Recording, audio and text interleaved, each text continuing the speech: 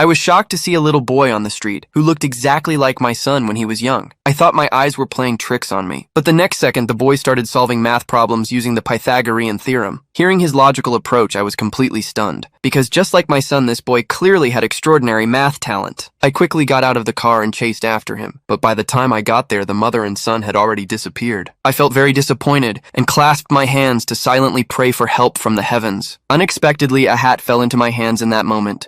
Seeing the same boy reappear, I was overwhelmed with emotion. I quickly pulled out a bank card and said it was a small gift for meeting the boy. The woman initially didn't want to accept it, but I said I liked the boy's hat and that the card didn't have much money anyway. It was just to buy the hat. The woman figured that if I even had to buy an old hat, I probably wasn't well off, and the card likely didn't have much, so she accepted it. After the mother and son left, my own son showed up too. I quickly plucked a hair from the hat and told my assistant to do a DNA test with my son. Soon we arrived at the testing center. My son thought it was absurd. Sayedi had never even had a girlfriend. How could he suddenly have a son? But right after he finished speaking, the assistant came out smiling and said the test confirmed the boy was indeed his child. My son was stunned, then suddenly remembered that night 6 years ago, he was drugged by a business rival and rescued by a woman passing by. He realized then the boy was the child of him and that woman. I also remembered in the chaos that night, I had forgotten to get her contact information. Now we had no idea where to find her. While I was anxious, my son noticed the words gold medal math class written on the hat. He immediately called the teacher and said he wanted to host a math competition and take the top student as his apprentice. The teacher agreed without hesitation. My son believed if the boy had inherited his talent, winning first place would be no problem. At the same time, the woman brought the child to the competition as well. She remembered the bank card I gave her and what I said about it not having much money, so she checked the balance on her phone and was shocked in the next second. There was 8.88 million in the card. While everyone was still stunned, an old lady with a limp stood up and claimed that her grandson would definitely win first place. The woman froze when she saw her because it was her ex-mother-in-law. 6 years ago, the woman was kicked out of the house for not having children. Her scumbag husband brought home a pregnant woman the same day saying if she couldn't give him a child, he'd get a wife who could. But the woman knew the child wasn't his. She had already confirmed she was healthy while he was infertile. On the day she was kicked out, she met my son who was poisoned. And out of spite, she decided to have a baby to prove herself. That's how this boy came into the world. Now they met again. The scheming woman had already given birth, and the scumbag husband was still clueless, raising someone else's child for 5 years. Soon the competition results were announced. The woman's son won first place with a perfect score. The scheming woman couldn't believe it because her son cheated and still only got second. Just as the woman was about to collect the report card, her ex-mother-in-law snatched it away. The scheming woman started spreading lies, claiming my son held the contest just to recruit her child. She even threatened the principal, saying if her son wasn't announced as the winner, she'd shut down the math program. The principal was terrified.